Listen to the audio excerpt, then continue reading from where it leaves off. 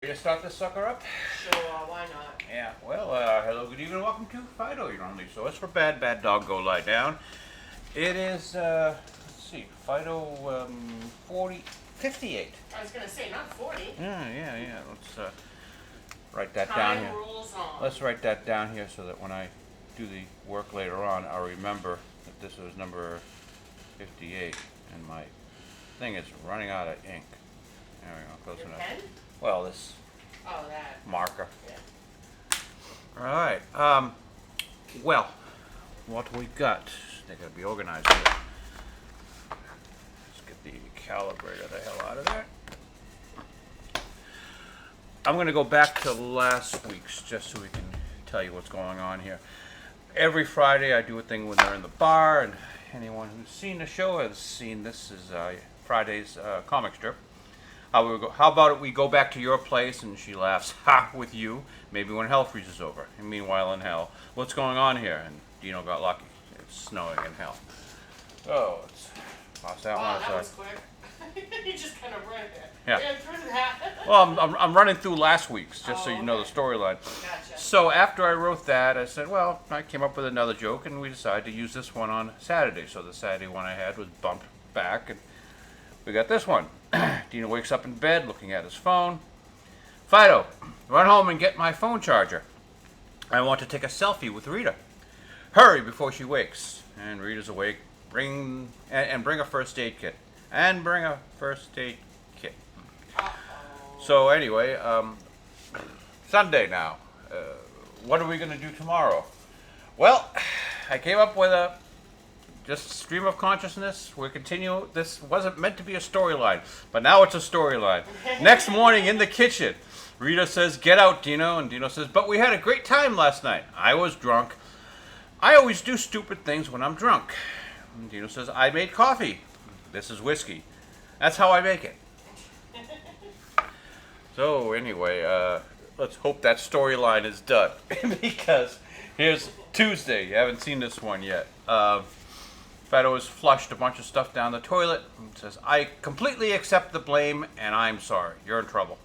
Just call me a good dog and we can get on with our lives." Good dog. Thank you, little loving eyes. Say Irving, camera one, pull close up on Phydeaux's eyes there. Alright. There. Oh, yes. All right. You're still going to be punished. You're going to punish a good dog? Anyway, there's the start of next week. Let's toss these suckers aside. And this would be Tuesday right here. Actually, we'll be working on this one today. No, that's Monday the 28th. What the hell? What number was that? 22nd. So now we're looking for the 23rd. Oh, there we go. Wednesday the 23rd. This one goes to the chief colorist today. Where's our erasers? Yeah. Oh, I'll use this. The crummy eraser. So, Phydeaux comes in holding a bra. Dino asks, "Where'd you find that?" "It's great, isn't it? I found it in Beau's room." Alright, let me get... I'm trying to work here. Get some erasing done. Look, it holds 2 balls. Phydeaux, give me that back. "Why? You don't even have any balls." "I'm going to take a cold shower now." See, Jane is running around in a wife beater with no bra on, and now she's just put her in Dino's face. Yeah. No. For what, honey? Love pillows. Oh, I gotta... What, do I gotta smear? Look at Irving, camera one. That was a smear from an eraser. Horrible. They remade River Wild. No, that was too good of a movie. Don't remake that. Refresh my memory. What is that? It had Kevin Bacon and Meryl Streep. They were going down a river. The whitewater rafters, and they get like... Yeah, I guess I have never seen it. Well, it's a good movie. Yeah. I recommend the original River Wild. Oh. Okay. Sorry, I'm flicking through Netflix. No problem. Or actually, no, just Xfinity, whatever. Let's get in there and just get the impression of kitty litter. As soon as my husband gives me one of the strips. Yeah. Take this one. Coloring. You'll be taking this one in a second. I know, but Good I just enough. don't want them to think I'm just like lollygagging over here. Okay, cheap colors. There's Wednesday the 23rd. Woo! Oh, it looks like you'll be getting Thursday as well. This one requires just a little bit of erasing. When you get a chance, would you get my toy off the roof? Okay. And Phydeaux waits for him outside of the shower, waits for him outside the bar. And how many chances do you need?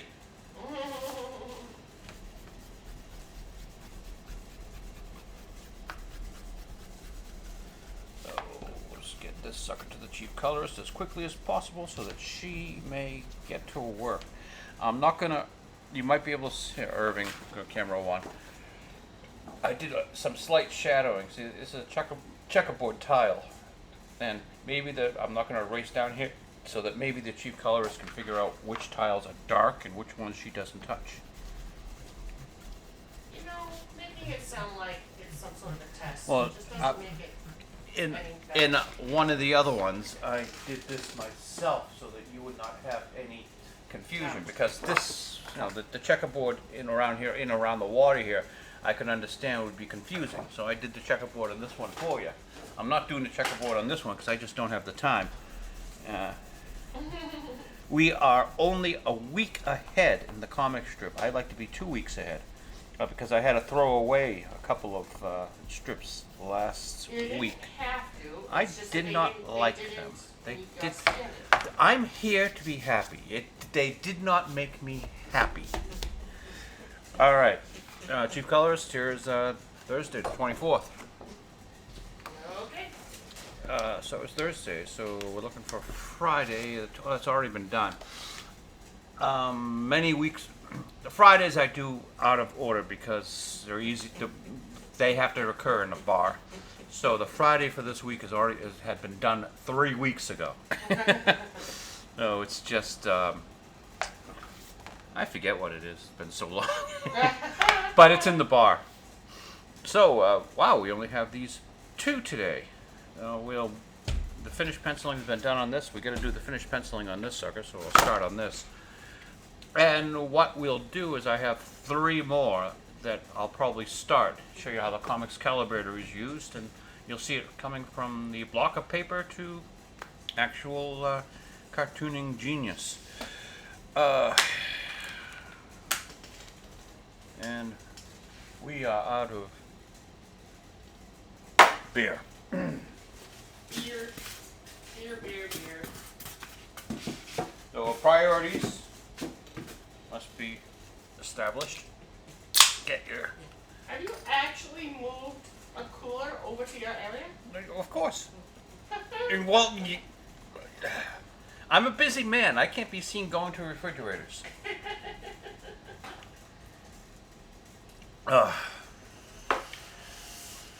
So, non-alcoholic beer consumption is up 19%. You're welcome. Only 19, huh? Slowly. Well, I'm just one cartoonist. I can't be held responsible for all of the non-alcoholic beer consumption in America. But you're gonna try. You're gonna give it the old college try. All right, we got our tobacco going, we got our beer going. I think we're ready to get some work done. Cheers, drink them if you got them. Now I should remind you that cartoonists are the dirtiest, filthiest creatures upon the face of the planet. Therefore I must wear a glove so as not to get my filth onto this clean, prestige Bristol board. All right. Oh, I didn't read this one to you. Okay, we have Phydeaux and Beau. Phydeaux's carrying a bag. It says, "Today you are going to be without your cat. So I am substituting the nearest equivalent." And he opens the bag. "A bag of rotten fish? I understand that you may get more affection and joy from the bag of fish, but certainly it will fill your need for something to lay around and smell bad all day. Thanks. I'll just put this in the sun then?" So the other ones that I'm doing actually work on a storyline off of this. Felicia goes on vacation, and we'll see that later on. But as it is now, Boy, you're really appealing to those cat lovers, huh? there are cat lovers. Several, from what I understand. Jeez, you got me there. They probably aren't watching Phydeaux, but Well, we're generally anti-pet to begin with. that is true. Yeah. The Blue Beetle film is out, opening to $30 million. Now let's put this here so I can. And well, it's doing about as well as Shazam: Fury of the Gods, so it's probably not going to make its money back. And I've heard a lot of bad things about it, and it's.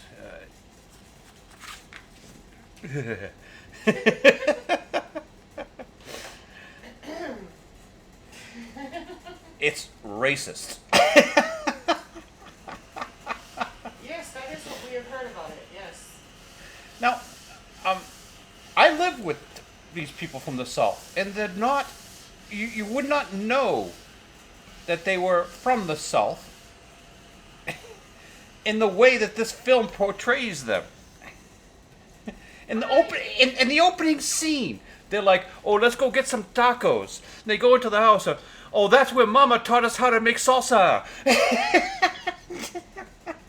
My God, it's cringeworthy.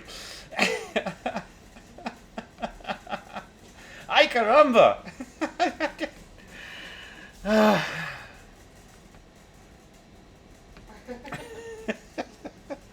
There just has not been a movie that makes us want to go back to the theater yet.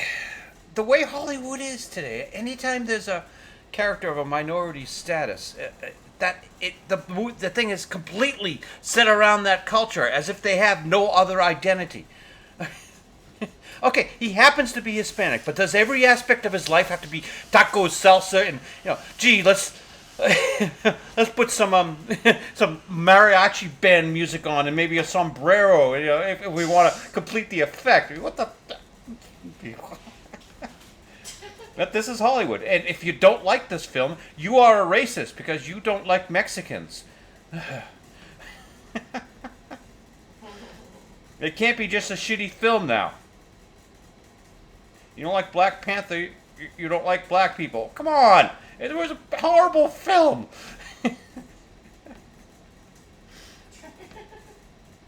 Oh, honey. There is no superhero fatigue, there's racist fatigue. And yes, now I suppose I am a racist. Fine, whatever. I don't like the film. I'm not going to see the film. No, to be fair, you didn't have much of a desire to see I that knew I anyway. wasn't going to see this Yeah. damn film day one. When the director pulled out racism in the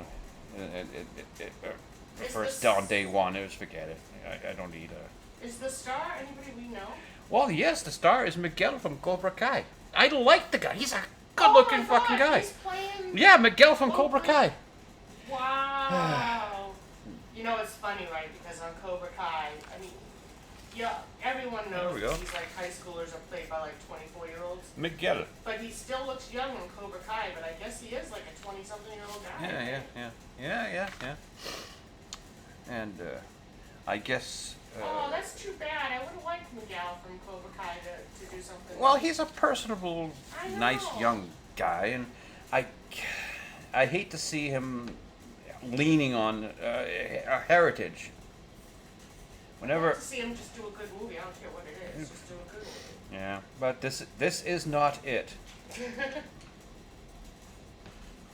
The other kid too, I think, and the girl's probably gonna end up doing, like, she's probably gonna go down the romantic comedy kind of Drew Barrymore sort of career path, I think. But she's gonna be known, but she's not gonna necessarily be. Although actually, Drew Barrymore is very well known. Someone else of that Yeah. thought. I wonder if William Zabka and Ralph Macchio will just go back into the leads. Zapka is a white man, so no, he doesn't have a place in Hollywood anymore. And Macho passes for a white guy, I guess. I don't. What is he? What is Macho if he's not a white guy? Italian. Oh my God, Italian's white. Italian's not considered anything anymore. So I don't need to lean on my name. My name is Italian. I'm not Italian, but.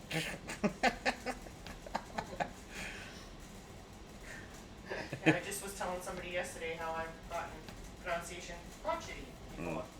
Which makes no sense. That adds letters to my name. There's only 5 letters. Well, one of the jokes in Blue Beetle here was everyone kept on mispronouncing his name. What is pronunciating? Mispronouncing, honey. No, pronunciating. Pronunciating? Oh, okay. They were calling him Jamie. It's Jaime.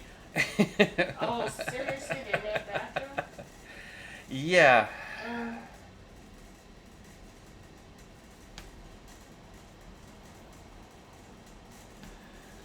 Actually, I think that look is all wrong, and I'm going to smudge trying to do an erasure.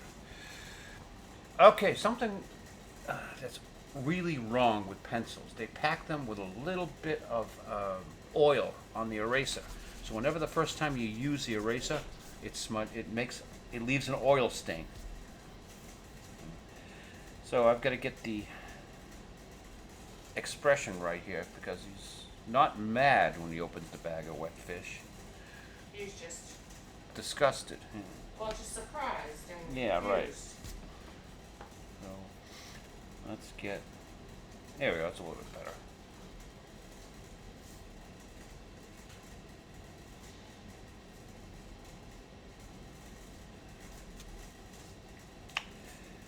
All right.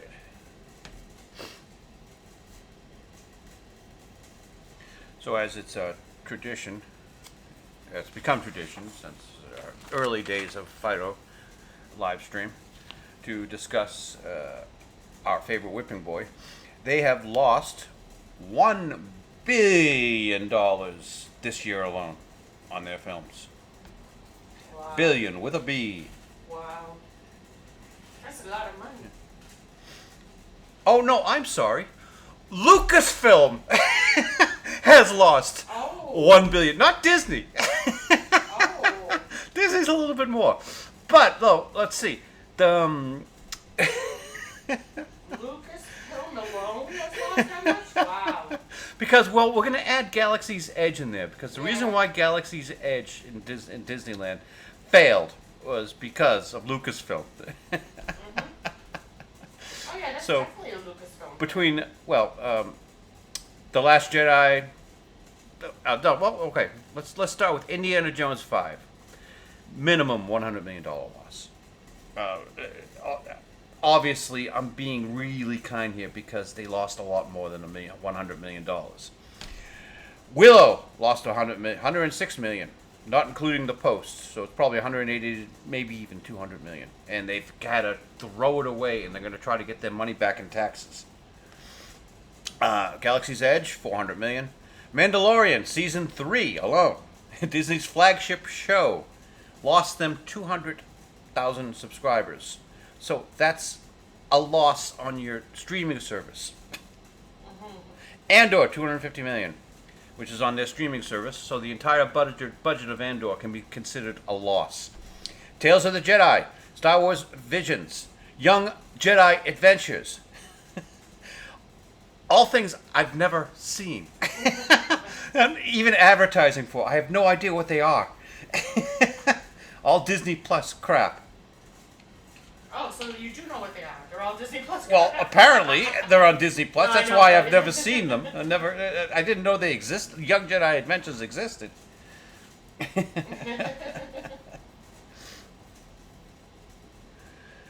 And ILM, Industrial Light and Magic, one of the premier special effects companies in the world. They're linked up with Skywalker Sound and all these other fantastic post-production facilities.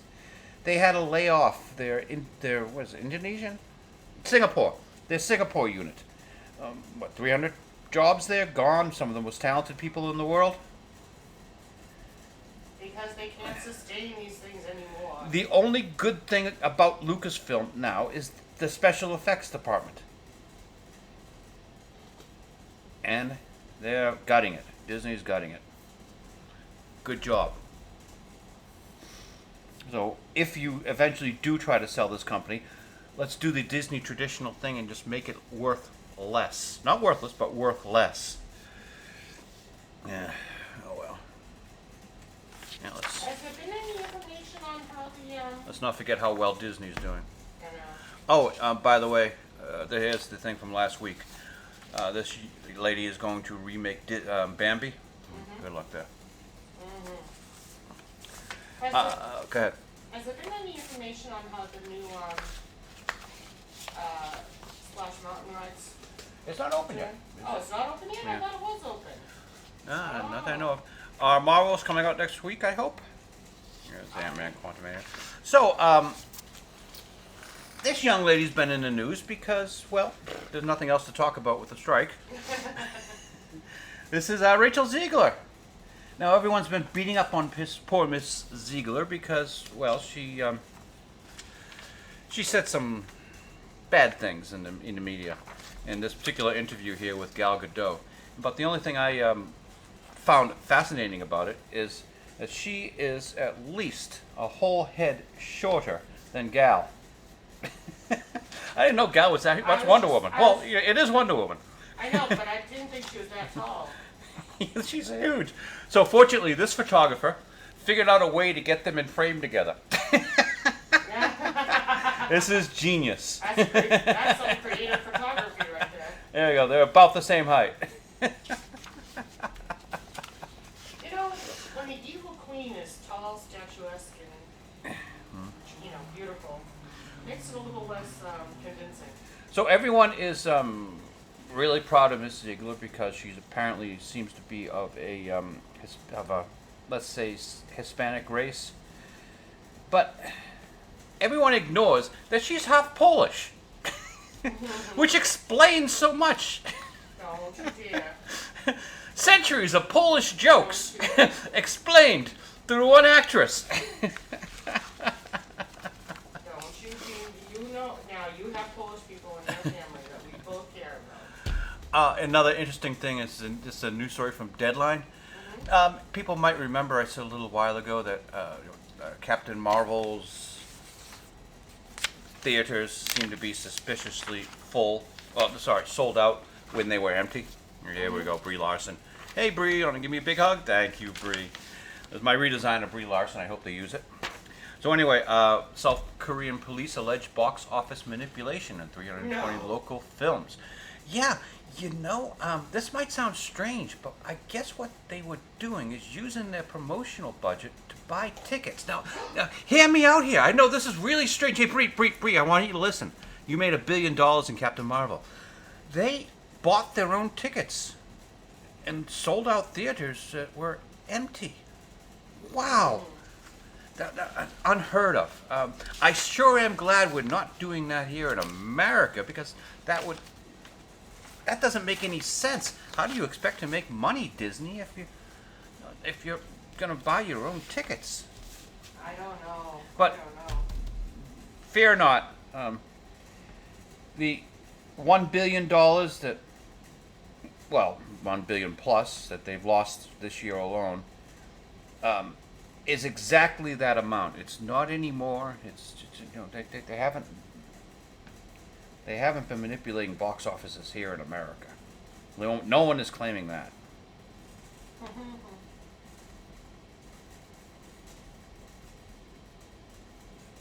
It's become blatant. Like, I think It's counterproductive, but what they're doing, well, they think that they can influence people going, because when you decide whether you want to go to a film, back in the old days, Siskel and Ebert, if Gene Siskel said it was bad and Roger Ebert said it was good, we'd go, and vice versa. Siskel was kind of full of himself, arrogant prick, and Roger Ebert was sort of an everyman, but kind of a sloppy everyman. And sometimes sometimes you could go that way. Roger did pick a few. I think famously he liked Critters, which is a horrible film. yeah. Well, I think It looks better today, I suppose. But anyway, that both Roger and Gene are dead, and now we're stuck with Rotten Tomatoes. And maybe we've noticed early on that Rotten Tomatoes is maybe not something to be trusted, Yeah, and they're say even that they are rotten. to the core. And then you could trust the audience score. So they were Siskel and Ebert, but now they're afraid of Russian bots or trolls who are telling the truth about the films that are out there. So anyway, people don't know what films are worth spending $100 to go see after popcorn and candy and etc. So they think they can manipulate who goes to see the film by the sales. And if you hear, oh wow, Blue Beetles made $30 million in their opening, you think, that's like Shazam: Fury of the Gods. So I'm probably not gonna go to that one because I didn't like Shazam. But if Captain Marvel makes $100 million in their opening, or the Marvels coming up soon, we are highly anticipated Marvel. If we find out that they make $100 million in their opening weekend, well, maybe more people will go see it. There's a lot to unpack there because there's a lot of, well, if it makes, maybe people will. I blame the death of Gene Siskel and Roger Ebert. We don't know what films to see anymore. When did Gene Siskel die? Oh, I think Siskel died before Ebert. No.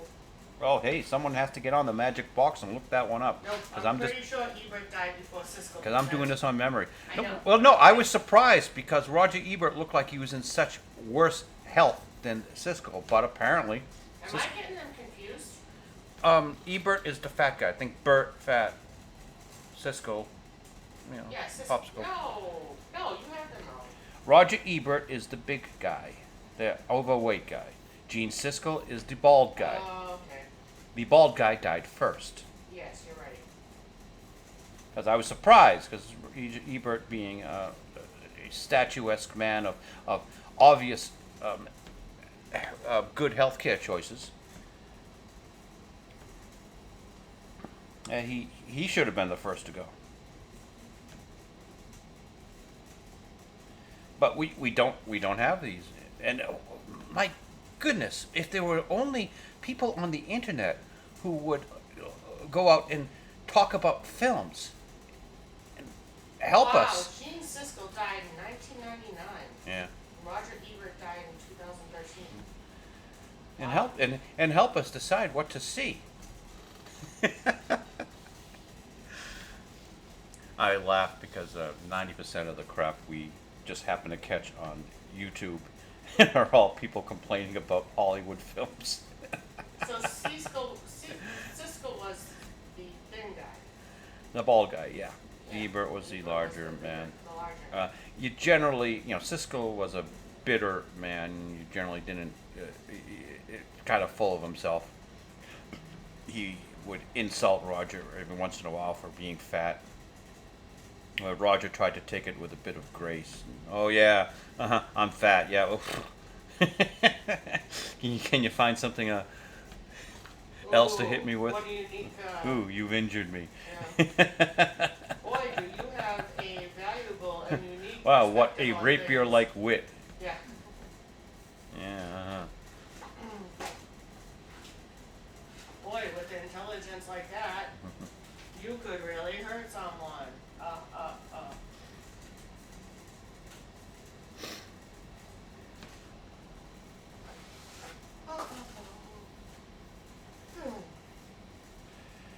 So we have more media outlets today doing a far better job telling us what not to see. Yeah, but I think they're doing it the opposite. Like what they tell us to see, we don't. So it's not superhero fatigue, it's bad movie fatigue. Yep. somebody put out a Robert Downey Jr. Iron Man or Chris Evans Captain America, or even another Thor, but it had to be the right Thor, I think people would go to it. I'm wondering if they're just going to get to the point where they're going to quit releasing bad films. Remember, for instance, this Marvels has been made. It's been sitting in the can for a long time. They may still be rewriting it. Who knows? But you already know what's going to happen. Don't release it. Same thing with Aquaman. You know what's going to happen. Save whatever money you can. No one cares about Aquaman anymore. Even if they did, they do not anymore. Because it's just like, all right, fine. How long is this going to go on? Well, the universe that the Aquaman character was in is now defunct, and people were seeing this film because they were hoping that it'll lead up to a bigger storyline, like the Avengers did. Yep. So it's a great marketing ploy, but it also is a horrible marketing ploy because now it doesn't matter. Even if Aquaman's a good film, it's not going to have the box office it should because people know it's not going to lead to anything. Next time you see Jason Momoa, he's going to be playing Lobo.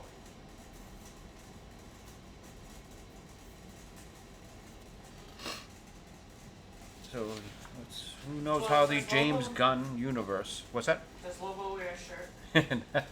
He wears a vest, no shirt. Oh. Well, you know, Momoa's getting a little older. So yeah, you gotta cover those he's titties. gotta cover up a little bit. But the James Gunn DC universe is stumbling out of the gate. Don't know what they were thinking. All right, let's do the... Well, I was going to pull out the brush and do the lettering on this one. But since we got the pencils going, let's start out the new strips. Let's get our writing booklet over here so you can see how we're doing this. Where are we? Okay, let's get up, Dino. Where are we going? Felicia's come up with ways that she can help them improve themselves. Yeah, we haven't done that joke yet. Are these it? Those you wonder why I called you here? If you're watching this, Yes. Okay. These are the two we're gonna do today. I'll read them to you later on. Let's get out the paper. if you're watching this in the year 3000, paper was a thing made from trees. Well, that's why we call it Bristol. This actually isn't paper. This is a acid-free heavyweight paper for finished artwork, pen and ink. That's what I was thinking. Like, man, I'd like my acid in my paper, but I can't get any. It's sort of like a, It's like you won't put me have my acid in my paper. So, Paper acid is the best acid. so this is a 19 by 24 pad of Bristol. I just cut it in half, and that's my size of a comic strip. This one's already been cut. So what magical tool does the cartoonist use to actually cut this paper? Scissors.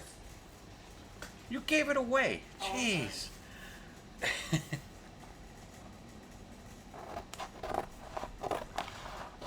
I was going to pull out the X-Acto knife and try to pretend that I was going to teach them how to score a straight line with an X-Acto knife, and usually I'd say, you use a ruler. But no, yeah, scissors. Let's pull that sucker out and leave it aside. And the paper goes back in the box. Oh, I use smooth Bristol because I work with a brush. You don't want anything with a rough texture that make the brush stutter or skip on the page. So plate Bristol is what they call it. Now, little thing. Since I'm using this edge at the bottom of my board as a straight edge, I take the factory edge of the paper and put it against it, so that's where it slides. So I'm just making sure that my cut edge is at the top here. Let's pull out the Calyx calibrator to explain the straight edge that we're using at the bottom. The drafting board has, you can't quite see it because the camera isn't showing, but the drafting board right there. Drafting board has a lip that the comics calibrator can ride against. I have created this unique device. These marks tell me the panel length. Putting the edge against the edge of the Bristol, I can make a little tick mark. And there's my 4 9/16 by 5 13/16 panel, which after many years of research, I've come up with as the arbitrary size that I'm using for my comic strip. And I always stick slavishly to the 4-panel system out of my writing style. On either side here, I've got these little bird's beaks. And by sliding the pencil in the bird beak and sliding the comics calibrator along the side, I'm able to make the horizontal lines of the panel. Actually, usually I like to do this first.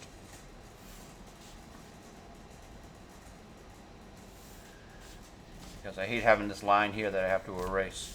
I don't blame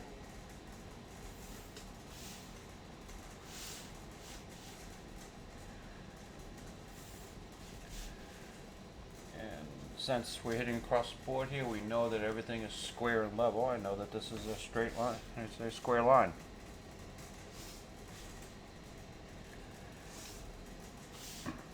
This was a revolutionary discovery of mine to create this comics calibrator because it saves so much time. In the old days, I'd have to get a darn ruler out and okay, 1.5 inches from this side, and I'd have to measure everything, and it would take 4 times the amount of time to lay out. As you see, I've got, well, you can hardly see it because it's so light. I have to do a very light line so it's erasable. But a little air rig camera 1, I'm able to lay out a 4-panel comic strip. And I think, as I've told you before, that either side of this I've got these little tick marks which tell me what the where the lettering goes. Let's go to the book here. First one we're doing is it'll be the introduction for the strip that I read to you earlier, where Felicia explains that she's leaving them. I suppose you're wondering why I called you here today. That'll be your first panel. What do you want, Felicia? I'm taking a few personal days. I'll be back in 1 week. And Bo says, what does she do around here again? And in the last panel, the place is overrun with mice. We'll have, you know, the mice with the remote control on the couch, drinking the beer. Oh! So it's a pretty simple strip here. So we have panel 1, 2, 3, and 4, which is the payoff.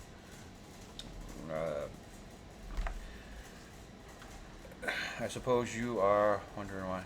So I think I can get the first line in 3. Let's just make our tick marks here. I can get the first panel in 3 lines. And let's do, as I explained before, whenever there is dialogue from 2 different characters in one panel, I like to put them on different levels so that it looks nicer. Crossover. I like how it looks because it makes me happy. And why are we doing this? Yeah, it makes me to make me happy. The greatest, because this is the greatest job in the world, and if everybody knew this, everybody would be drawing a comic strip, and we'd all die. Because no one would be growing food, and no one would be cleaning the streets and making sure the water still runs, and we would all be dead if everyone knew how great it is to draw a comic strip. In the streets. Yeah, dogs and cats living together, mass hysteria. Does anybody even know that anymore? Everyone knows Ghostbusters. I know. She said that the other day. The girl at the desk at my my mom's nursing home. Yeah. I want to stay dropping off, picking up and dropping off. All right. Now here's our first example where we're gonna have two different dialogues in one panel. Oh, actually, well, I don't know. I don't usually do it this way, but this is the way I'm gonna do it for you people. I guess you were wondering what these lines are for.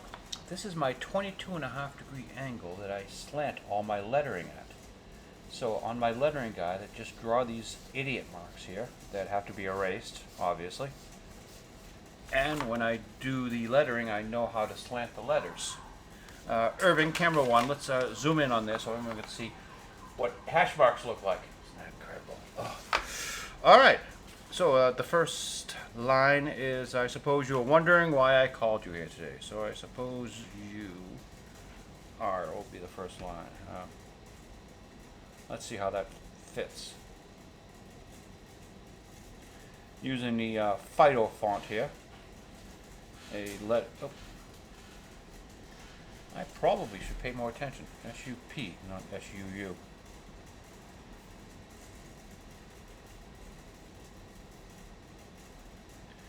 So the joke in the opening panel, I suppose you're wondering why I called you here today. The guys are just going to be sitting on the couch watching TV. It's not going to be as if, they had gathered to hear the speech of Felicia, but this is a cat. Cats are full of themselves. So. They couldn't be together just to watch some TV or something. They have to be there for her, for the cat. Yeah. I suppose you are wondering. Let's just see how things fit. Since this is being done in a easily erased pencil, I can move the letters left and right. I like to try to center justify.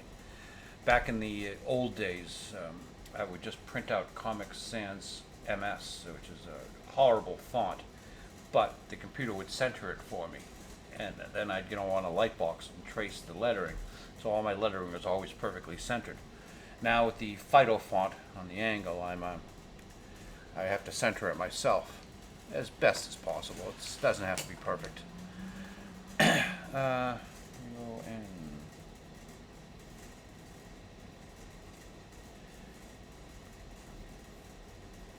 So I like to stay 2 weeks ahead. This is going to put us a week and 3 days ahead if I get this done this week. You say ahead, but that's before the coloring. Yeah. You don't count. Well, I pushed Monday and Tuesday ahead quickly so that it'd be done. We can record those for the fan blog, Phydeaux fans, at blogspot.com if you want to see them. I'll write that down here.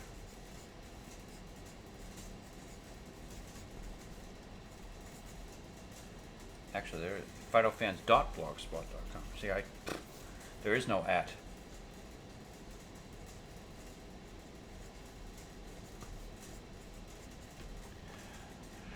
Okay, I suppose you are wondering why I called you here. Actually, I'm going to use 4 lines. Oh well.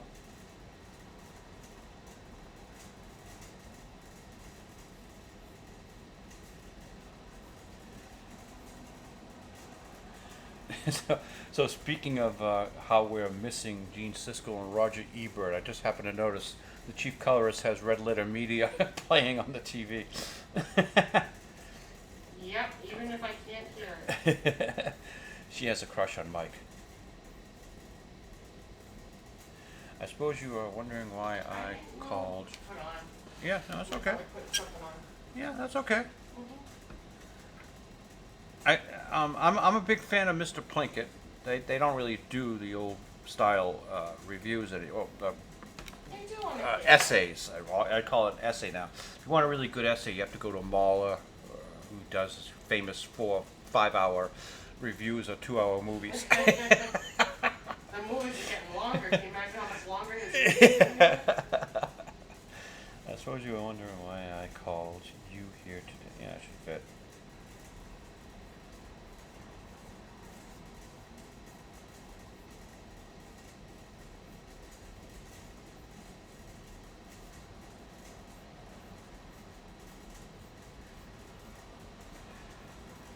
Yeah, I guess that is a question, so we'll put a question mark.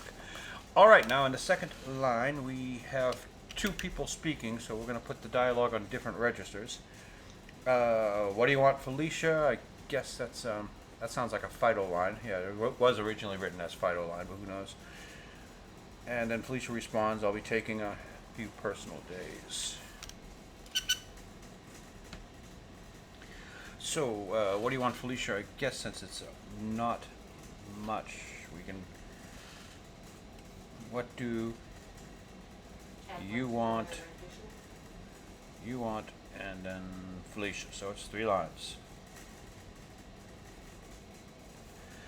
And the response is, I'm taking a few personal days. I'll be back next week. So since it's more words, I'm going to use the higher register so I can get more on and still have enough room here for the characters.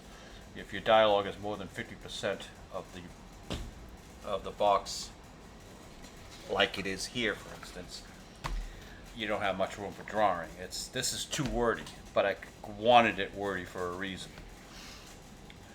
So let's try not to make things too wordy.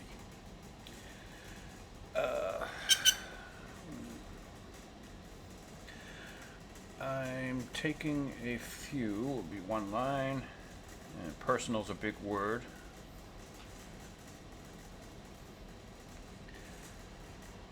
Days, I'll be back I'll be back.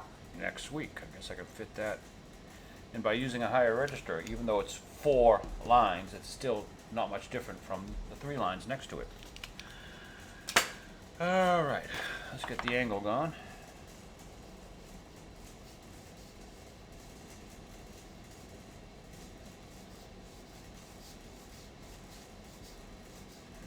And then they got hot.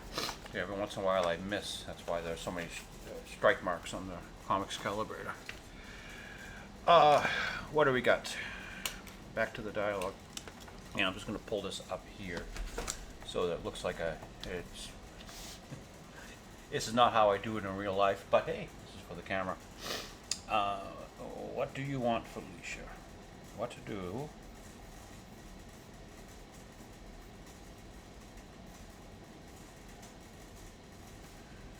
You...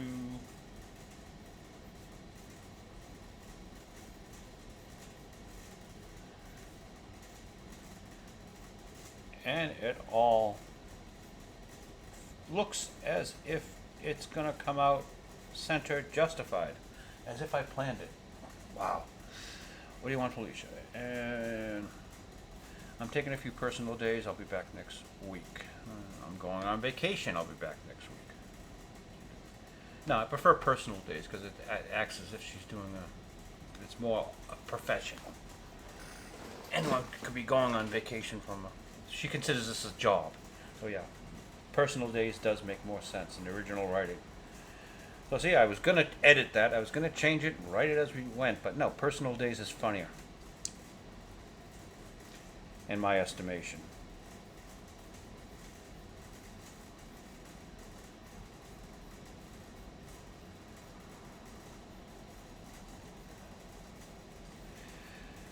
Now, I haven't written it yet, but will we discuss where Kat goes on vacation, or where she went, what she did?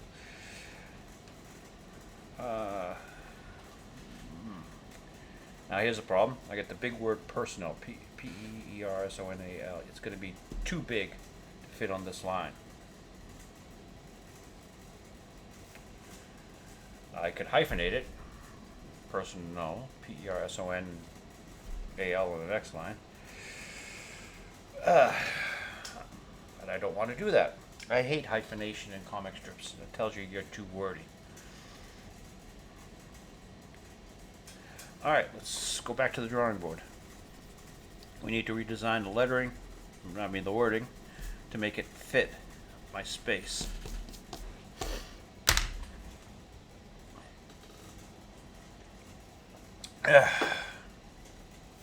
Okay, rather than I am, we'll do I'm. That's more Felicia. So that saves us 1.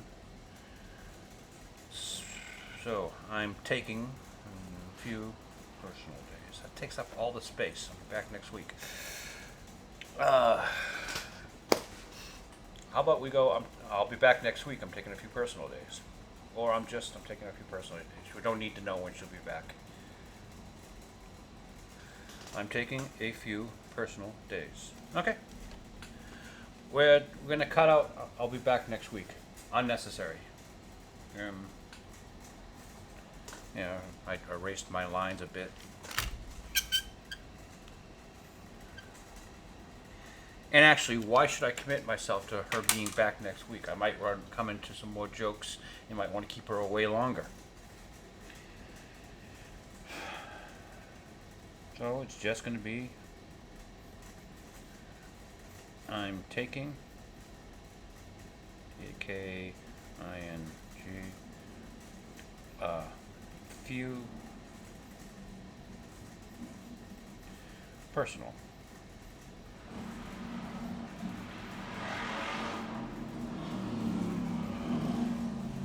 days. It's generally always better to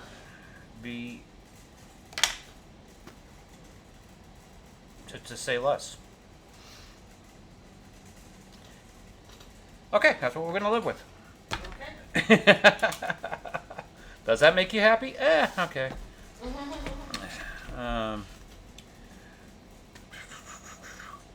What does she do around here again? Nothing. Oh. What does she do around here again? And again, I like to keep things around 3 lines. And if they're short and small, there's more space around it for the chief colorist to scribble in. Actually, she doesn't scribble anymore, so we keep our backgrounds white. Chief colorist, can you entertain the crowd for about a minute? Dun, dun, dun, dun, dun, dun, dun. I don't have my juggling balls. I know, you can juggle some balls. Yeah. I'll give you some balls to juggle. I know. That was too obvious. Too obvious. Well, ladies and gentlemen of the podcast, live stream, I'm not sure what you call it, but how? Tell them what's on Red Letter Media, my husband said. It's the latest one. Tell them they're going to be watching a Phydeaux Livestream. No! Just in case you haven't clued in yet, he can't resist not being on the spotlight. He's talking to me from the other side of the apartment. He's trying to get a word in edgewise when he said, "For me to entertain you." But I'm not really watching Red Letter Media. I kind of had it on so that in my peripherals, I can see something moving across the screen, and it looks pretty, I guess. Oh. So if you're watching this on YouTube, you can be watching a better show of Red Letter Media right now. So we're here advertising Red Letter Media. Well, let's get that cigar going.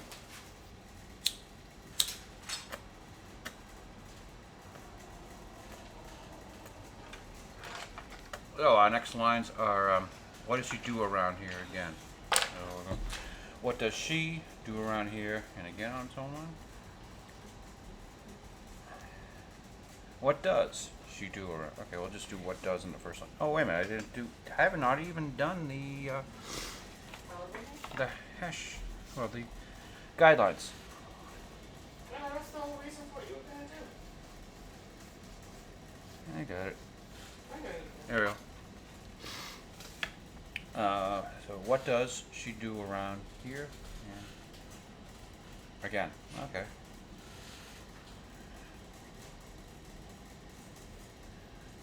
Maybe we get a rhythm going. What does she do around here?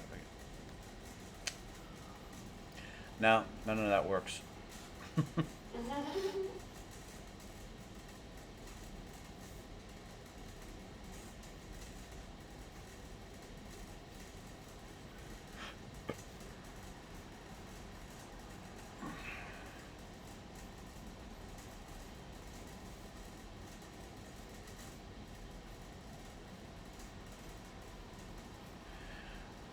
Okay, now we have a colloquialism I just smacked into. What you do around here again? Which is something we would usually say, but when you ask again, what did you do around here anyway? Makes more, what did you do around here anyway? Yeah, we're changing again to anyway.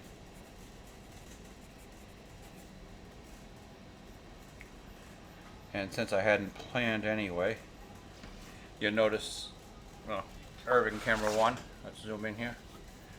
It's no longer center justified. So what I do is draw a little arrow here, so that when I finally do the inking, I know to start further back, which will help me get this center justified better. It's all by feel. And in the last panel, it's just an O. So since all this is so far away, I'll just do a couple more tick marks so that I can bring in my rolling parallel ruler,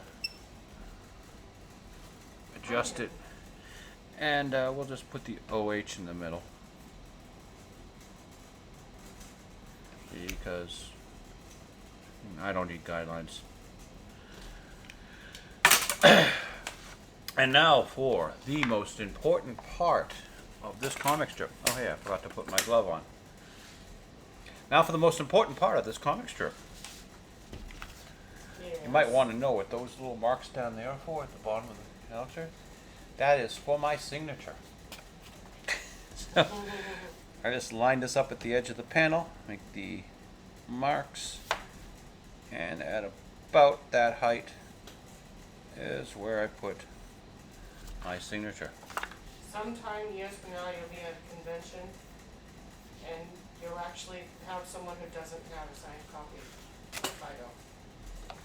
Phydeaux. Yes. Everything's got to be signed. Otherwise you don't know who did it.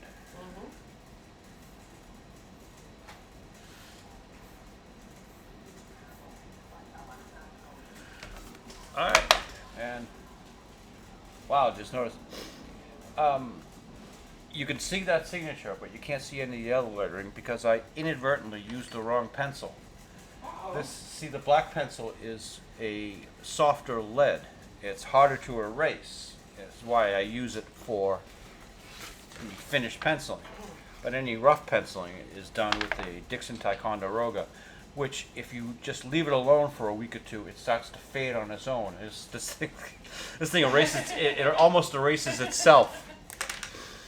Self-erasing eraser. So you can actually see the difference between just in the lettering.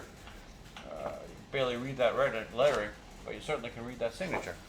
I had mistakenly used the wrong pencil. All right. So what do we do next? We can go into ink, or do we do penciling? This would require me to do a perspective drawing of the couch and the TV and everything. And you won't be able to see any of that because I have to use the Ticonderoga pencil. So let's get some inking done. I'll put these two suckers away. Oh, I haven't read the other one that's going to be going on this piece of Bristol. The next one would be, I guess, the Wednesday. Since the cat is not here this week, do we have to keep the litter box here? Yeah, I want my toy box back. Good idea.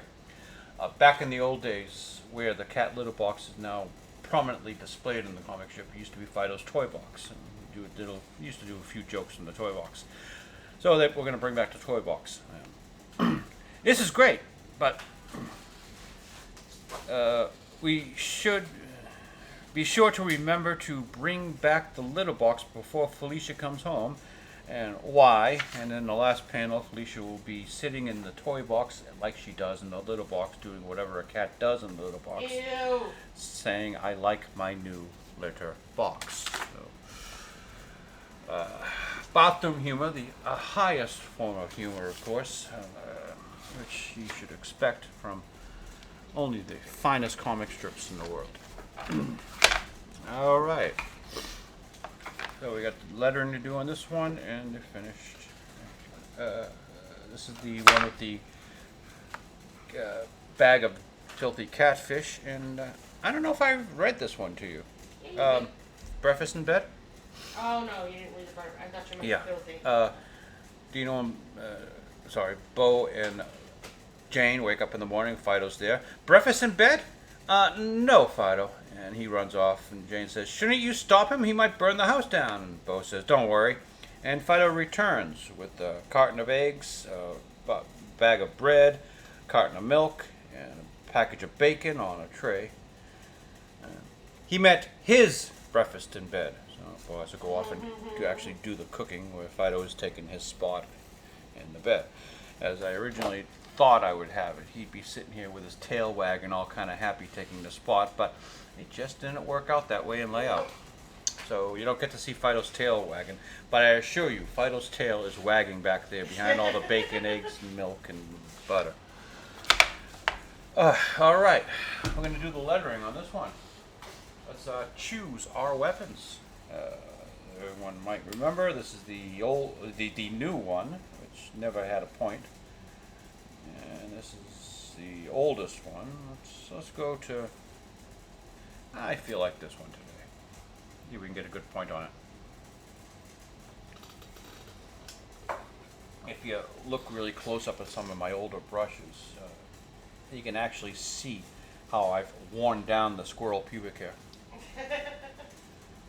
After thousands of miles of inking. Well, let's see, how does that look? Yeah, it might work. And where's our ink? Oh, there it is. A little bit of a shake.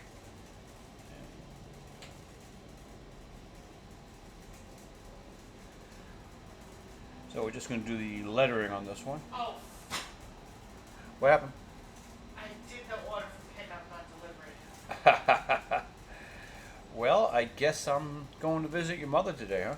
In 11 and 12 minutes, it should be very much. Can you call them and ask them to deliver?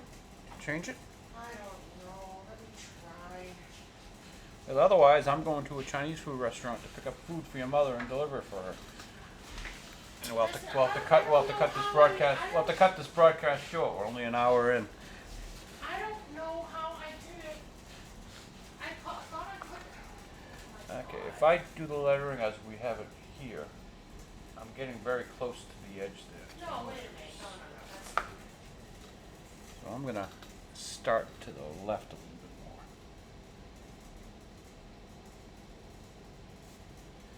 But hopes of giving myself more room.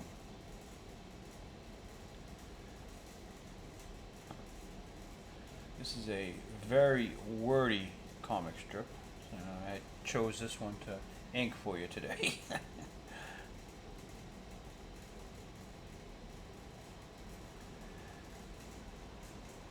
And it's never a good idea to draw a wordy comic strip. But I'm doing it anyway, because it makes me happy.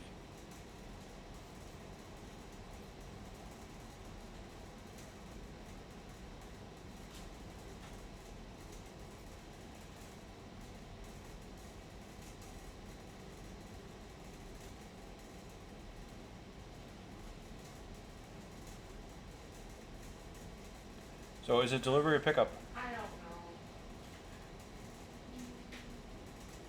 I think it's delivery, but let me just. I don't know why I can't find the order.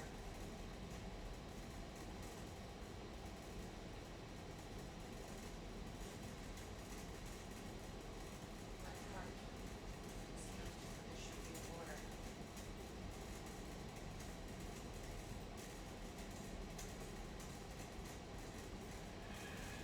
And see, it's a little bit better.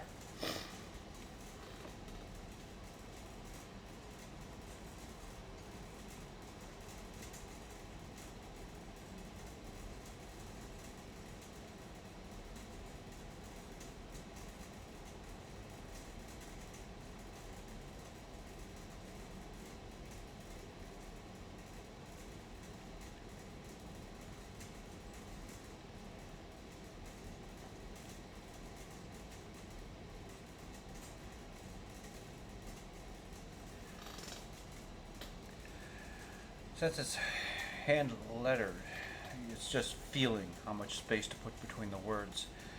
And it's just a little bit too much tension between going and to. I don't think I put enough space, but hopefully you'll read.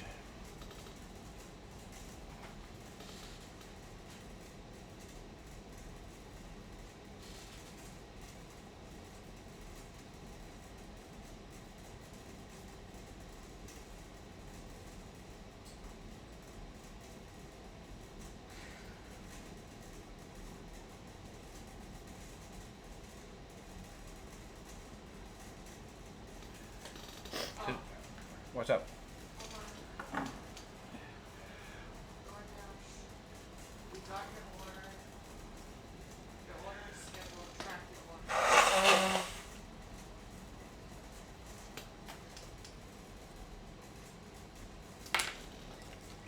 Order complete. Okay, no, it was delivered. Okay. Saves me a trip. Yep. I think what happened is because I pulled up something else, I pulled it up under my mother, and I ordered it, it doesn't matter. No, it doesn't. Nope. But I was going to explain, but it doesn't matter. But it got me nervous there for a second.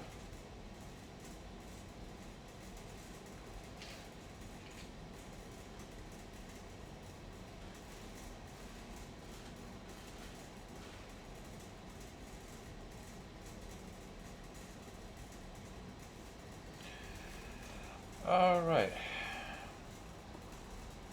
So we mentioned spacing between words, and if I were to do it as designed, I think am and substituting would be too close. So I'm just going to cheat it over just a little bit, give myself a little bit more space.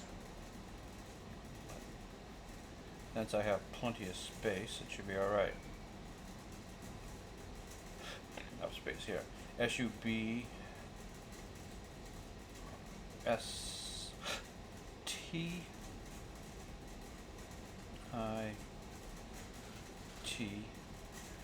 substituting. SUBSTITUTING.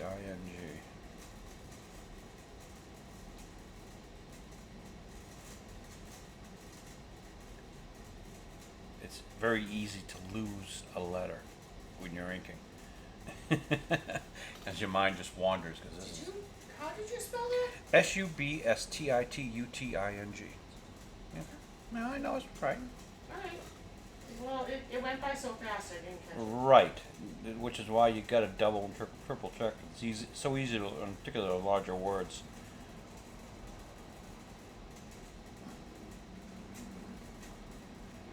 So I'm substituting the nearest equivalent. I know I'm going to have a lot of fun with the word equivalent when I get to it. Just don't forget the Z. Mm-hmm.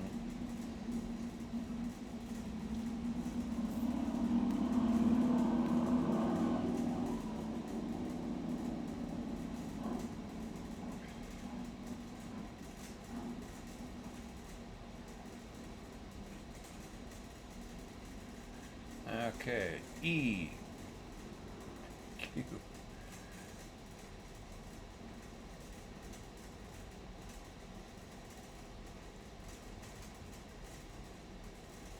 And I hope I'm spelling it right. It feels right. If it isn't, well, lettering's the easiest thing to white out and fix. You don't have to worry about colors. Problem with the whiteout, it's just white paint, and if you try to color over it, it never comes out right. But Well, how do you spell equivalent? right.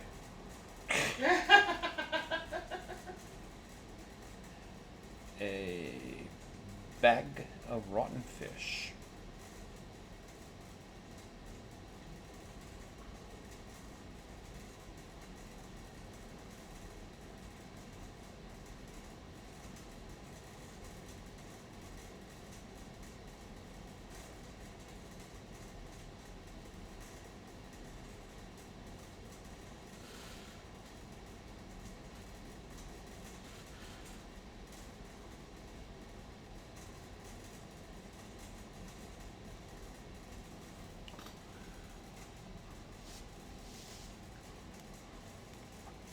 And here is the famous huge block of text, which I tell everyone never do. You also tell everyone to not make your characters too small, or Because I have this huge block of text, I did have to make my characters too small. Yep, exactly. See, it's it's a yin and a yang, people. But when you have to do something like this, bring the horizon line up so that you're looking down at it.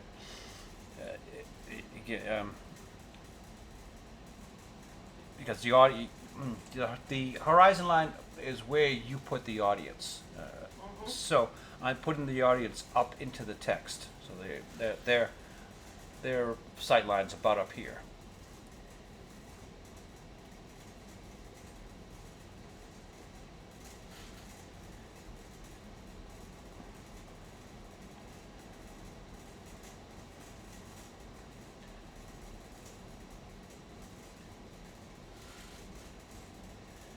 Because if I were to put so much text on top and then have a low point of view of the audience looking up at it, it's too weighty. By having the audience look down on it, they're already halfway through all that dialogue. That makes sense? It actually does. Because no one's going to want to sit and read a lot of dialogue in a comic strip. That's not what the audience is there for.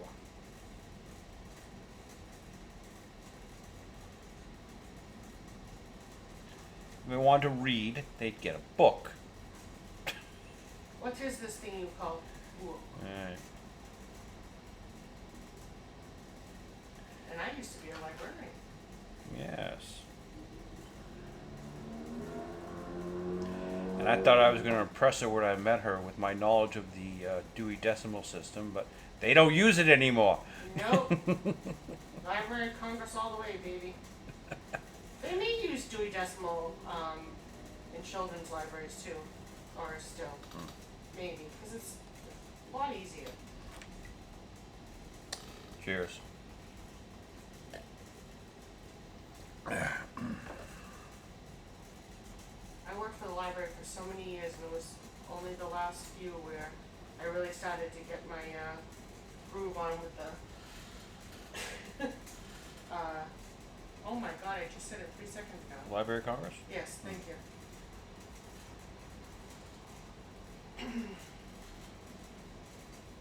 I have very few books that I couldn't find the LC number for. And I would leave them on this one shelf for the true librarian, the one who went to school, for her to, take out and create the number or whatever. And I think I still had the first book when I first started the job sitting on that shelf. She always was too busy for that kind of thing.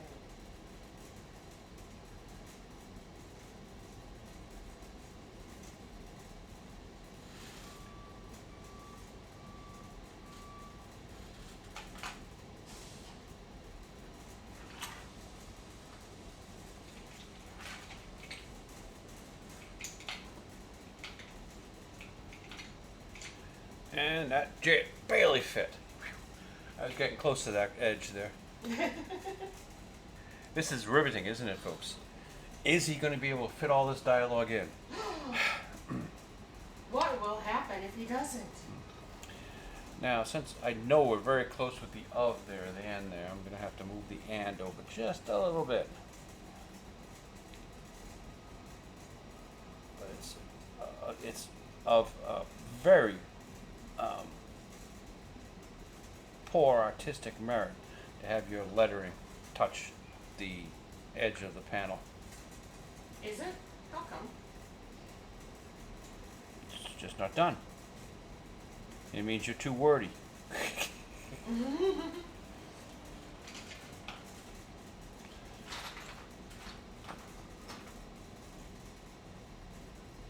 I'm sorry, folks. I'm in a weird mood. Saying weird things today. If you say so.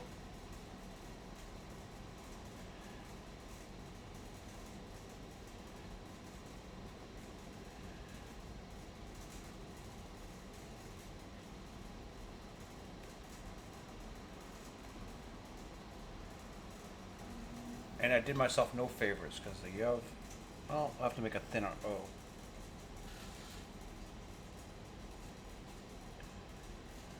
It ends up in the same spot. Oh well.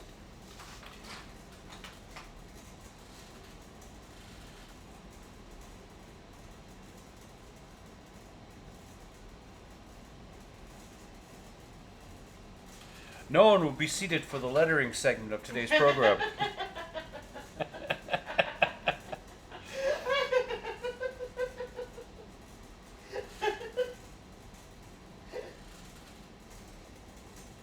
Some people are on the edge of their seats, and this is exciting, I'll have you know. Because there's just so much he can screw up. Lettering is a precise art. You have to spell. And most people just type it out on the freaking computer. Because then they get perfect letter center justification, perfect spelling. Everything is. You don't even have to worry about. See how that little A in bag is slightly smut. You don't have to worry about that at all. Nope. But where's the fun in that? I ask you. Where's the fun in that? And where's the artistic integrity?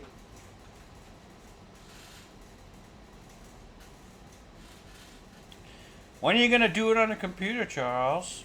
Never.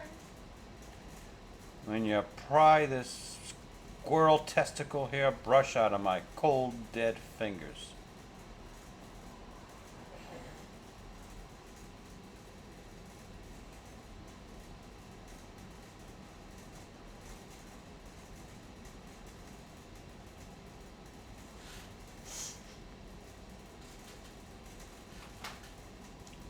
I just sniffled. Yeah, it's on the bingo card. I don't know why I'm sniffle. Why I sniffle? Why I sniffle so much?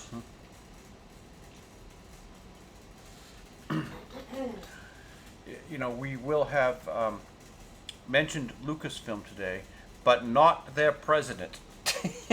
Because I don't want to talk about her. You want to deprive everybody out there of bingo, don't you? Yeah. Like, screw this bingo thing. We did Brie Larson, but we didn't do the other one.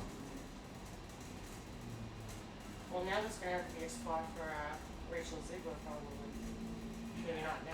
I not tomorrow, don't but- think anyone's going to be mentioning Rachel Ziegler once the next thing comes up in the news cycle. We're only talking about that little ball of fluff because that's all we have. She's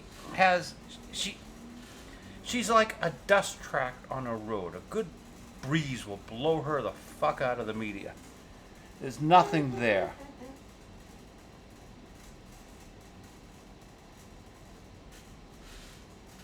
Speaking of a good breeze on it, are there going to be any more Grand Tours? I don't know. I've got Jeremy Clarkson in my Twitter. I haven't seen a single tweet from him in a long time, so I can't tell you. He usually will put out a tweet before the broadcast of any Grand Tours. He's still off fighting the good fight for Yeah, his he's still star. He's still trying to be a farmer. I don't even know if he really wanted to be a farmer. I think he just wanted to take on this cause. No, he just wanted to have a tractor. Okay. He's got a Lamborghini Okay. tractor. Okay. Touche, you got me. Yep. All right. I can see that. We used to watch Goldshaw Farm, and this is the thing that rich city boys buy some farmland. They spend entirely too much money on a damn tractor, and suddenly they think they're the farmers. We haven't. I wonder what's going on with that guy. Well, it's a thing with YouTube. They'll unsubscribe you to somebody. And even if you are subscribed to Phydeaux, remember that YouTube will unsubscribe you without you knowing. So check every time. Make sure they keep you. Yeah, as if anyone's subscribing to Phydeaux. But check.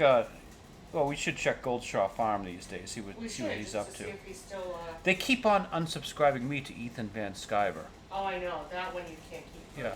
For You cannot keep Can't keep Ethan, that. Uncle Ethan, for more than a week or so. He must have pissed someone off because they don't want him to have subscribers. Nope. And he had, I mean, arguably he was worse years ago. I don't think he's been that bad. He's really mellowed out. Mhm.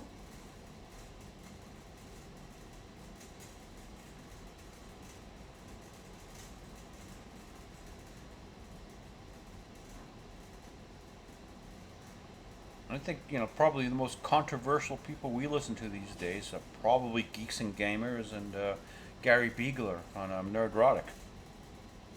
Maybe Az from Heels versus Babyface. But Gary had a guy whip out his penis on live on live streaming. But as Gary put it, it was so small that they didn't even recognize it on the YouTube. streaming. It was so small the YouTube algorithm couldn't Didn't even pick it up. So they were okay. Which is why Gary says he's not as pissed off about it as he probably should be. Oh, it could have destroyed his channel. Of course it could have.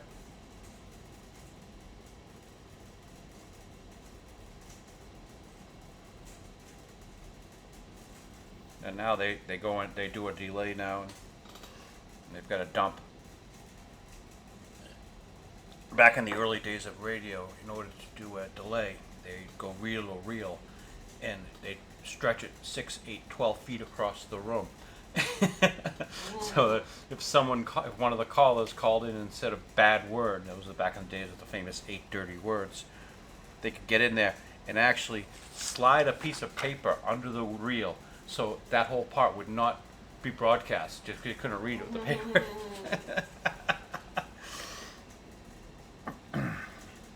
So I imagine Gary has a sort of similar setup. Electronic version of that, where X-ray girl's like, oh, and then she cuts it before it goes to air. But that was like in the early days of talk radio. They really didn't have a way to. They didn't have a dump button. They didn't have a way to stop someone from saying something. Yeah. Yeah. And the FCC was looking to close them down back in those days.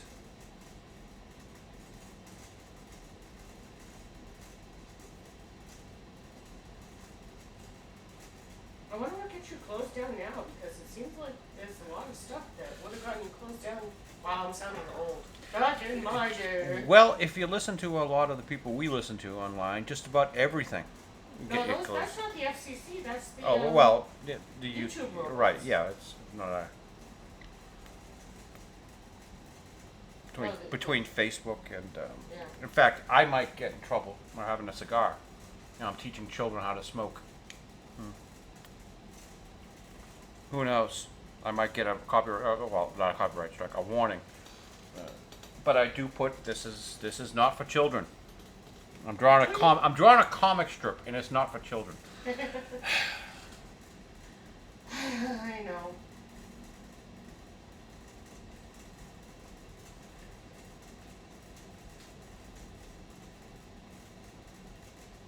Now, if I were to state that this is the actual brand cigar that Bill Clinton used on Monica Lewinsky, I can understand being censored.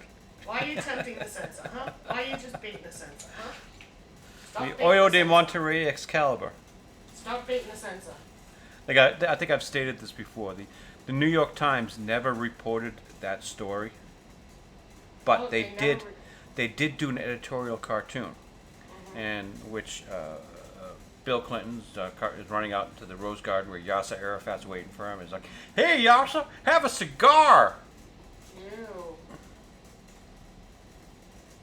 As apparently, when that was occurring, Yasser Arafat was waiting to speak to the President of the United States. I'm sorry, sir. The president's busy. What's he busy doing? Smoking a cigar? Gay.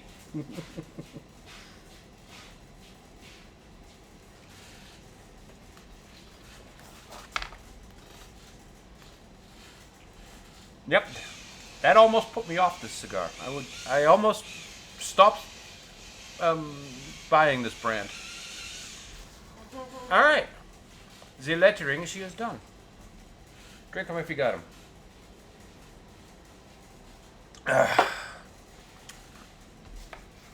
Yeah, let's see what else you got. Gee, I really put a point on this pencil, huh? I guess. Why would it?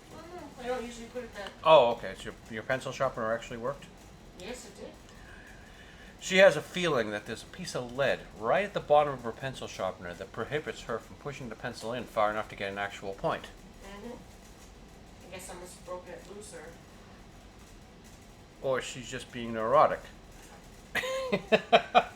I went along with that story just because I went along with that story. What story? But that was like 6 months ago What's that I had the piece of lead stuck in my. Oh, okay.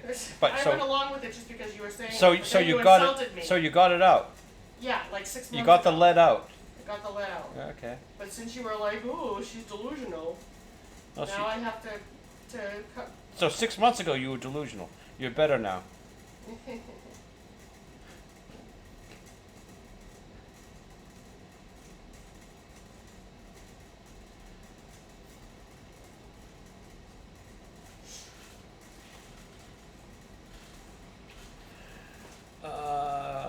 To put a tongue or not a tongue? Yeah, we'll give him a tongue. I used to hate drawing this character with a tongue because then the chief colorist thinks she has to get in there with bright fire engine red and do the tongue in red. I'm still doing it in red. I'm just not doing it in quite the dark red.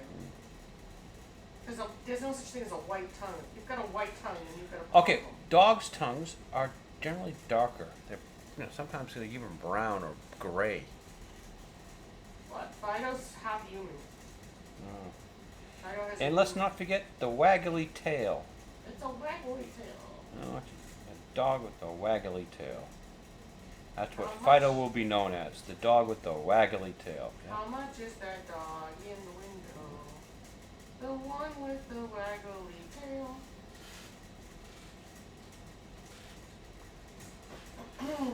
And he's like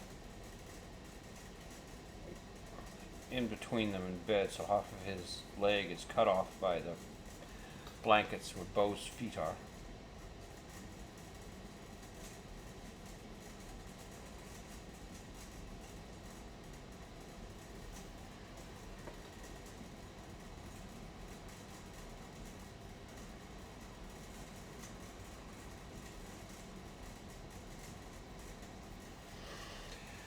All right.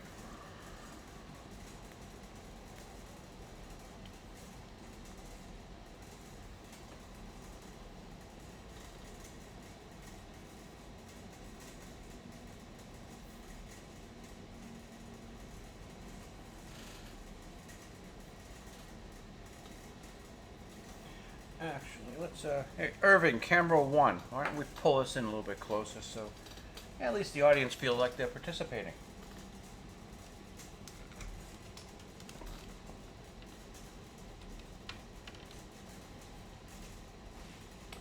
There we go. Now let's get the wire up out of the way. And what do you think? Do you feel like you're here?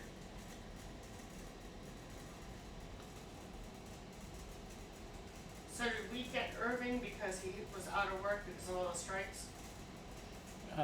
Well, only the writers and the I know, actors. but he was out of work because of the strike. Because nobody's working anymore, so even the peripheral people. No, Irving never worked in motion picture. Oh, okay. And it's only the Americans who are out on strike. See, that we're only trying to destroy the American film industry. Oh. So, let's see. Ways to kill the American film industry. 1, let's put out a shitty product. 2, let's make the theaters very expensive. And 3, let's go on strike so they can't make any films anyway. Do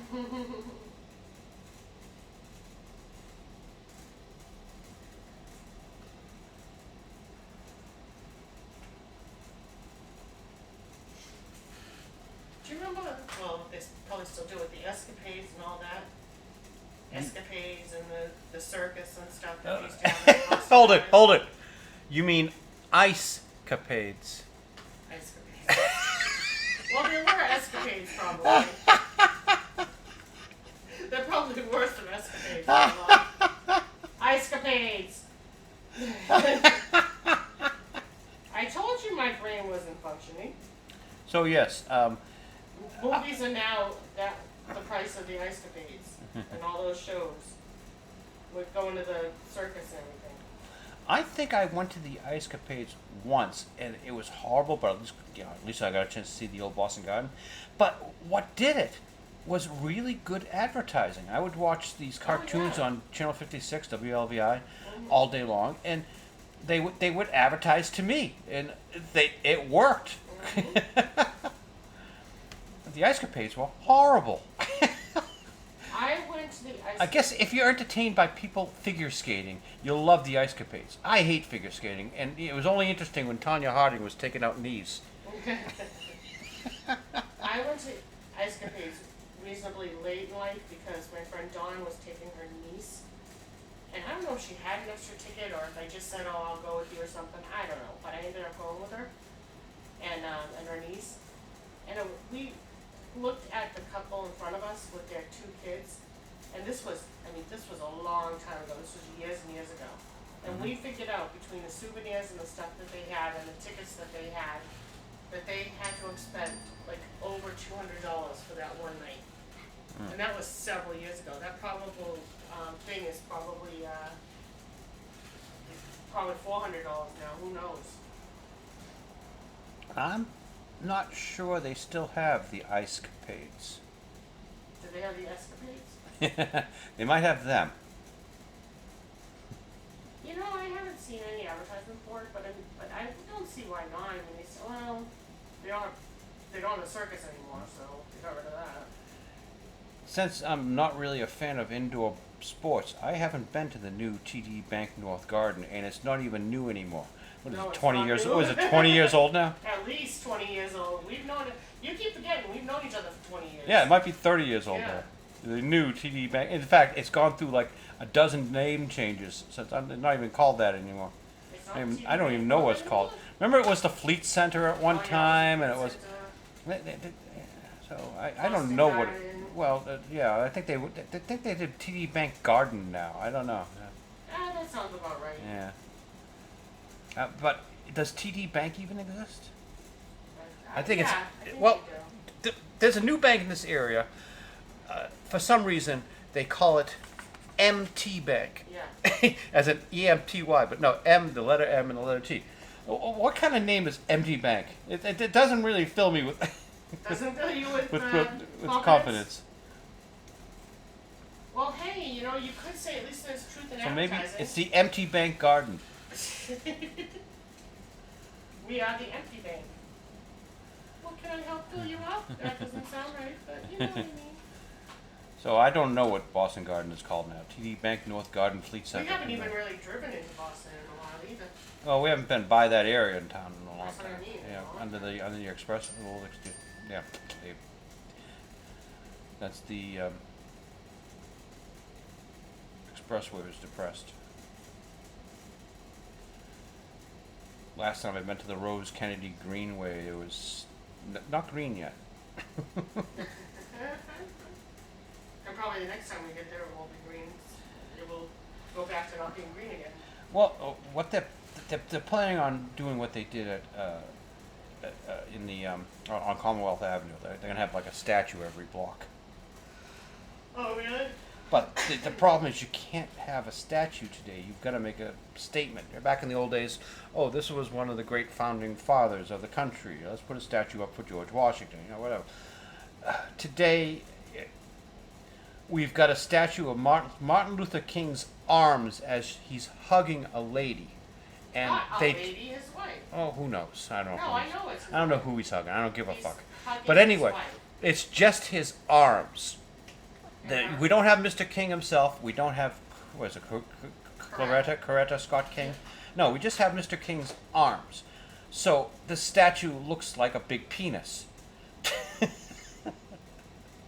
does.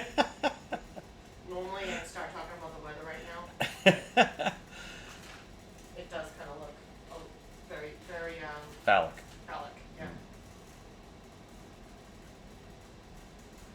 Yeah. So, just like we can't make films today, we should just stop until things change. We can't make statues today. We don't have it in us. Now, I guess we have to go through something else and eventually get our souls back. But we've lost our souls in this country. We lost our creativity. You gotta let Disney do Disney and let them go out of business. It's a failed business model. They will go out of business, and then let something else build up. There'll be another Disney someday. You might not see it, I might not see it, our children might not see it. But you gotta let it go. And if you're watching this and at the time where there is a new Disney, leave a comment. Prophetic statements. Yes. Phydeaux the prophet. Mm-hmm.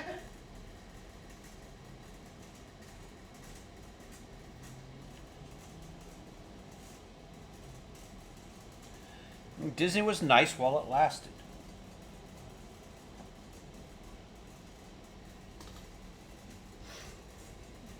But they had to get in there and ruin everything that was good. They destroyed Pixar. They destroyed. Well, I'm not gonna say Lucasfilm was good. George Lucas. Well, he never grew as a filmmaker. And oh well, things that could have been better weren't. Yeah. I think who was it? Yeah, Mike from Red Letter Media said we'll add this to the volume of the books that George Lucas will someday write, entitled "Things That Could Have Been Great."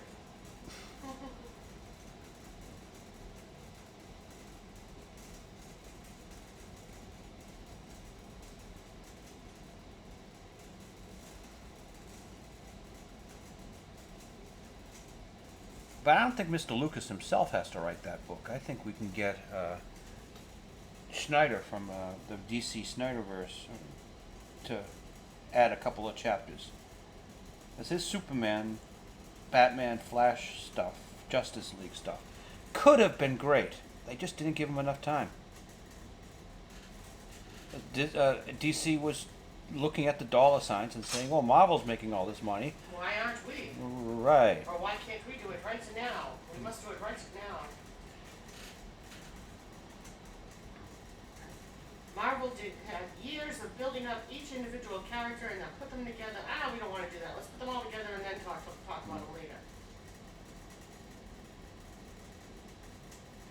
You know who these guys are. Let's have them fight a battle together. And later on, we'll find out who they are and what they mean and why they would fight. And how the executives gleefully hopped in there and hired Whedon when Snyder's daughter committed suicide. It was disgusting. I'm a Snyder Cut fan, or at least I enjoyed the Snyder Cut of Justice League. Mm-hmm. It was good. We both enjoyed it, even though it was 17 and a half hours long. It was, but it was perfect. It was a love letter to the fans. It was a fan service releasing that. And that Warner was just going to bury that and throw it away. It was a crime. I was hoping that the AT&T people would do more of that. But no. I guess some studios are destined to go bankrupt. Yeah, but this is, I'm not going to lose. Disney's 100 and some odd years old. Well, yeah, Disney's destined to go bankrupt, but I'm not going to miss Warner either. Oh,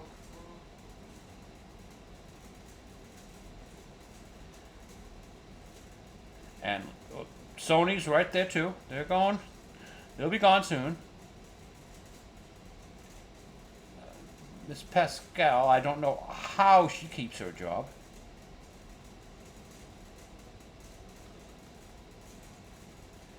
But we've been saying that about a certain other person that I don't want to mention here because I don't want someone to get bingo. All right. Been saying that about Kathleen Kennedy for the longest time. I had to say Kathleen Kennedy. You said it. You said it. Well, you can't mention Amy Pascal and how does she keep her job without mentioning Kathy Kennedy and how does she keep her job. Because arguably Kathy Kennedy has done more damage than Amy Pascal, but Amy Pascal is legendary. Her damage, in her actual damage. Ghostbusters. Yeah, but that was also Paul Feig. Poor Paul Feig. He's such a nice guy, and he just was having fun. He didn't. He just let the kids run amok. Poor Paul. I like Paul Feig. And I know I'm not supposed to because he's a homosexual man, and I'm a straight guy, and we're supposed to hate each other. But no, I love Paul Feig. He's a straight man. But it doesn't matter. Yeah,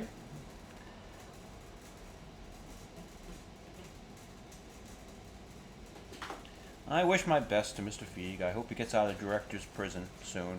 Yeah. He gets out of the gulag. Look, it's a self placed imprisonment, so I mean, Self-inflicted imprisonment. Yeah. Well, if you can't do the time, don't do the crime, Paul. What can I say? You listen to Dan Aykroyd talk about that film. No, there are things that we told the director he needed, and he said he didn't need it, and well, turned out we needed it. Well, we had to go back for reshoots, and then reshoots on the reshoots, and then.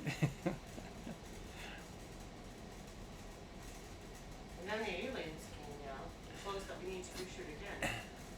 Well, speaking of reshoots, they were still writing episode 6 of Secret Invasion when episode 1 aired. What the fuck? They don't do drafts anymore. They don't. Not even drafts. They don't do. They don't do scripts or anything anymore.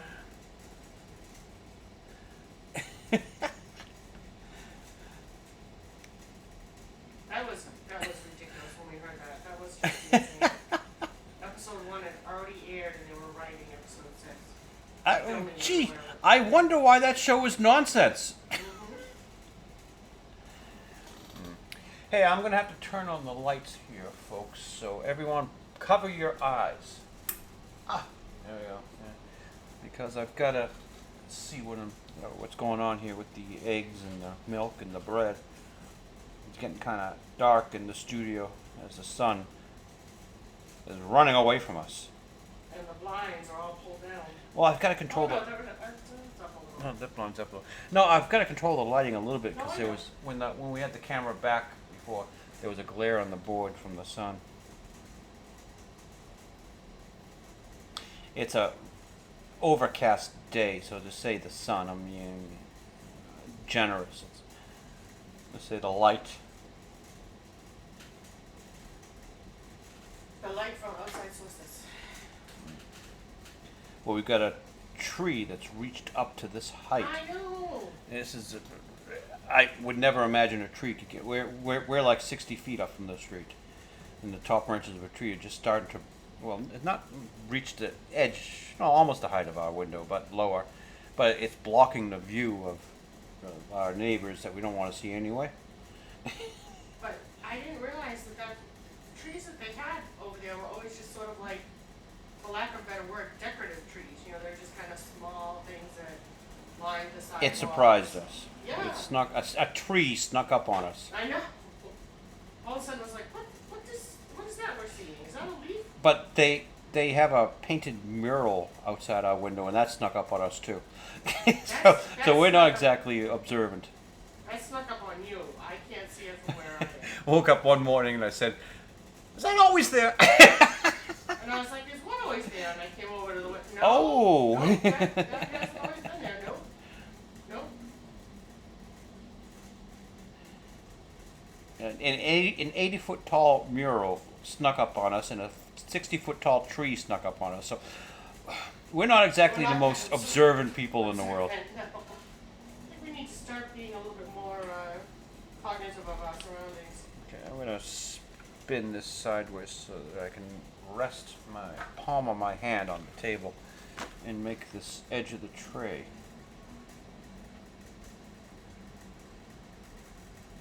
Horrible. Oh well. It's a black tray now.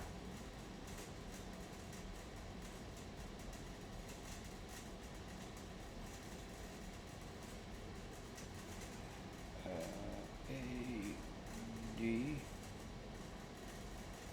Of course, bread has to have the words bread written on it. Well, yes, or else you might mistake it for something else.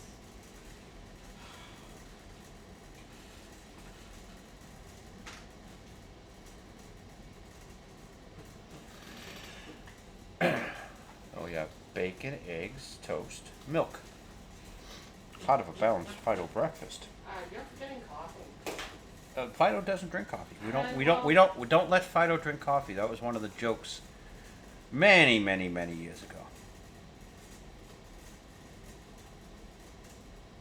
I didn't realize it was just Phydeaux. I thought maybe the gentlemen were there. Oh no, the gentlemen drink coffee. We have them in coffee cups all the time. So then, where's the coffee? Phydeaux is bringing them what he wants for breakfast. He doesn't know what coffee is. Okay. He's just a dog.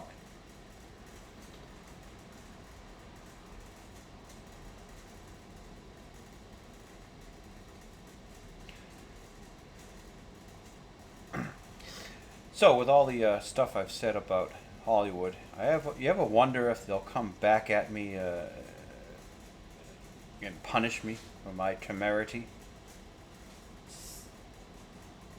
Gosh, I hope not. We know where you live, Phydeaux. Oh great, now we're gonna be doxxed by them. Hollywood will dox me.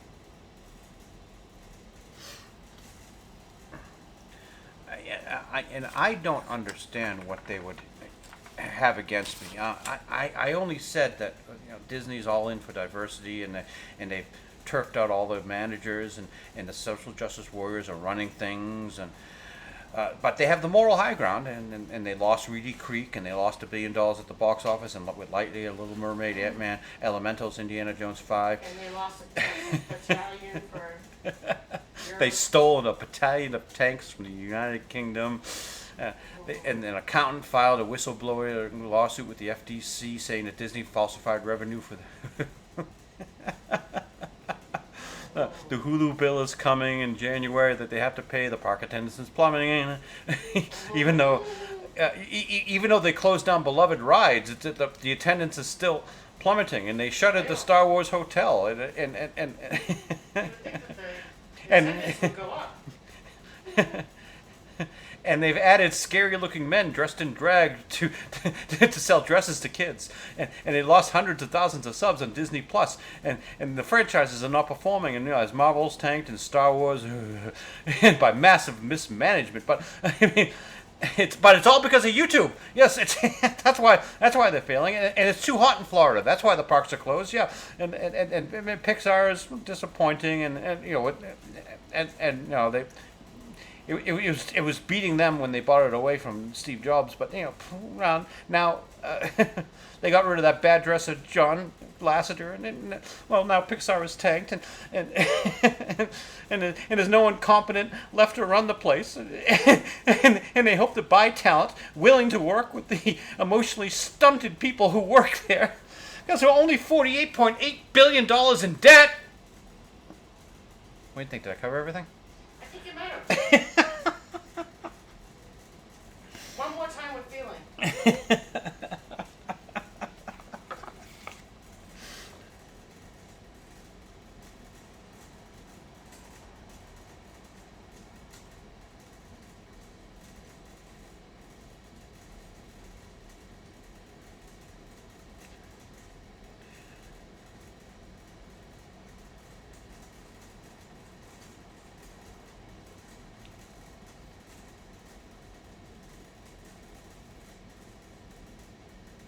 I can't see them buying Hulu.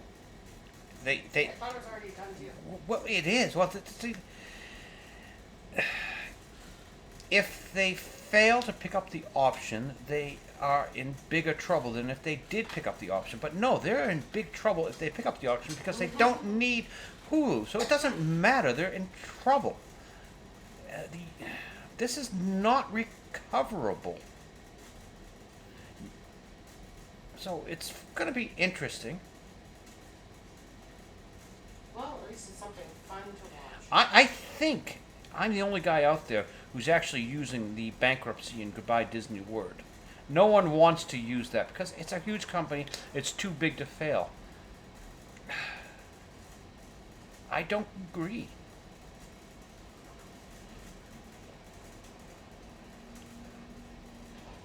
They were in trouble once they lost Reedy Creek. They could probably have eked along if they're able to keep it Reedy Creek. But it's a failed business model now. And what if I had God's power to walk in there and I could change anything to fix that company? There's nothing that can be done. It's not fixable. That's a shame. Someone made the joke. It was Mahler, I think. He'd dress up as the Grim Reaper, or walk in there with a scythe, and just start swinging. Yeah. But I'm sorry, Mahler. I don't concur. I do not believe that would work. Because then you got to replace these people that you killed off with people with talent. And the talent pool in Hollywood does not exist for that business model. Well, that's true. Where do they exist? YouTube, Okay. currently. I hate to kiss YouTube's ass.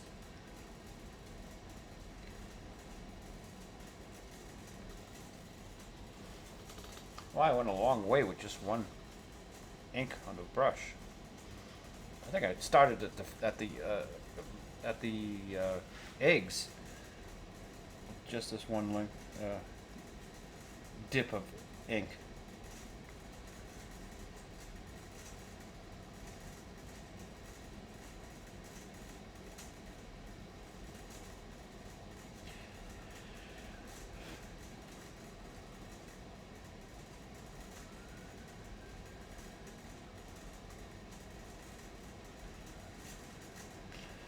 I mean, like, even if they got an Elon Musk-like guy who walked in there and fired everybody, like he did with Twitter, and like no one noticed any difference. That would fix anything? Unlike Twitter, which just requires you to turn on a computer and walk away, Disney requires you to actually be creative. And a few weeks ago, I showed you what they're working with for Imagineers.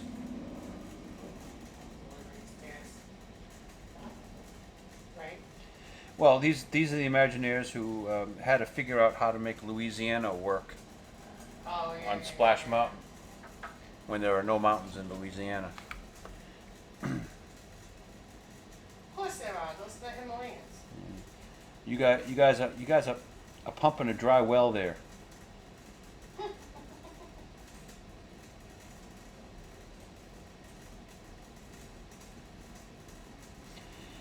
And you think things are bad now with the new Splash Mountain. Wait until they turn Liberty Square into New Orleans Square. Because what is Bourbon Street in New Orleans known for? Beads. That is where we send our women to show their titties. Come on, it's not wrong. You're not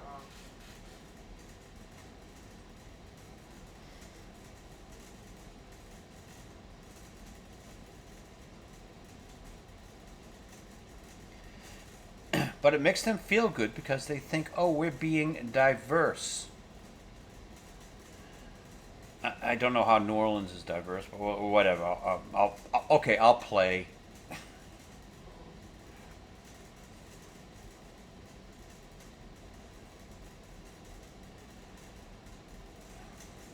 Let's go to Disneyland to show our titties. I see it coming.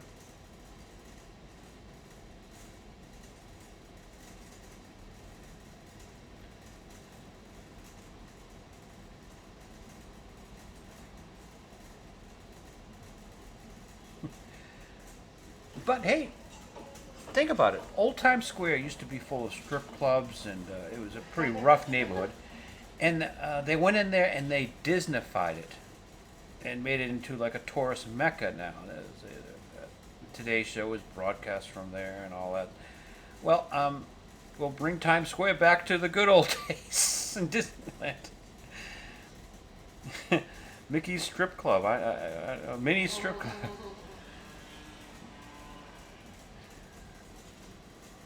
That's just creepy on so many levels. Mini strip club. You see her in there as like a madam.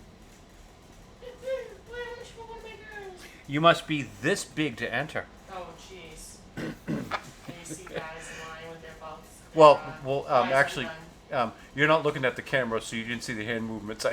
You must be this big to enter. Oh. I have to go pee. Thank you for announcing that. Oh, no. Sorry, I don't know why I announced that. I told you I was looking at Well, folks, see you next week. On that note, we're out of here.